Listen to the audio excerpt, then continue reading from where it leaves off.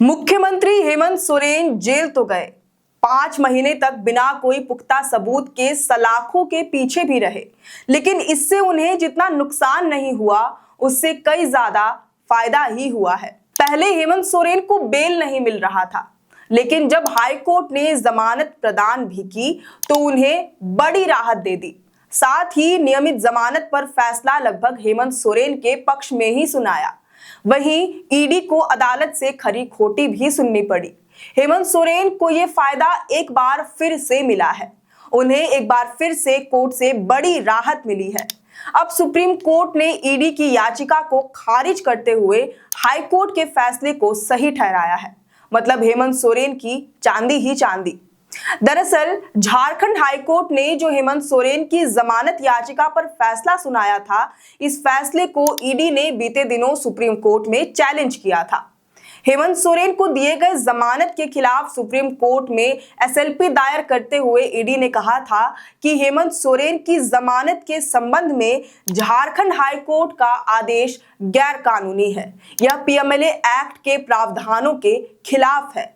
SLP के तहत ED ने हाईकोर्ट के जमानत आदेश के दौरान किए गए टिप्पणियों पर भी आपत्ति जाहिर की।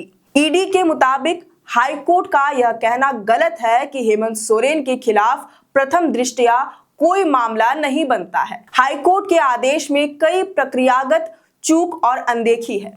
हालांकि इन सब के बावजूद सुप्रीम कोर्ट ने ईडी की इस याचिका को खारिज कर हेमंत सोरेन को बड़ी राहत प्रदान की। साथ ही झारखंड हाईकोर्ट द्वारा हेमंत सोरेन को जमानत दिए जाने के आदेश को सही भी ठहराया।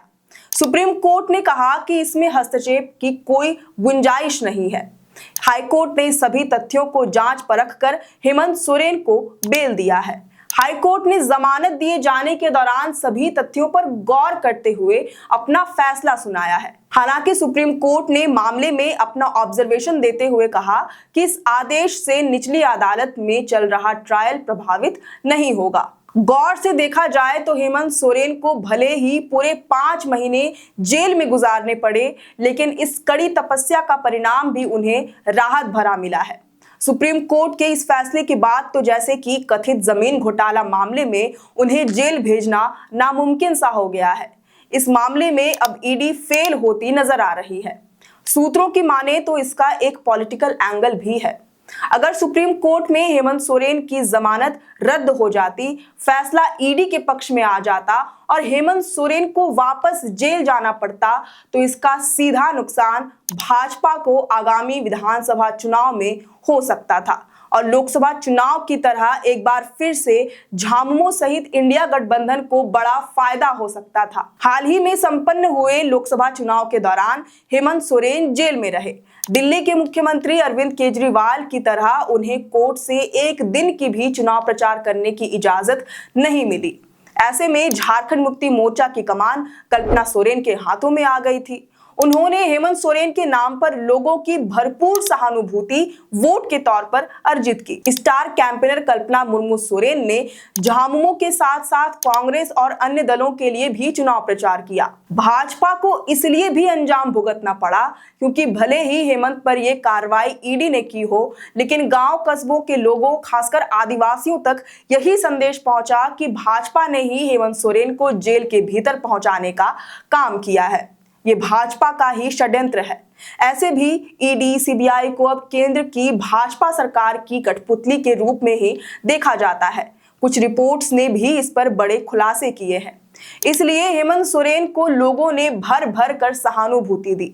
परिणाम स्वरूप लोकसभा चुनाव में 5 आदिवासी रिजर्व सीटों पर इंडिया गठबंधन की जीत हुई। परिणाम स्वरूप लोकसभा चुनाव में 5 आदिवासी रिजर्व सीटों पर इंडिया गठबंधन ने जीत हासिल की।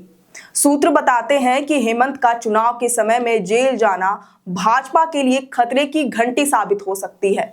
फिर से ये सहानुभूति वोट में तब्दील हो सकती है और भाजपा ऐसा कतई नहीं चाहती।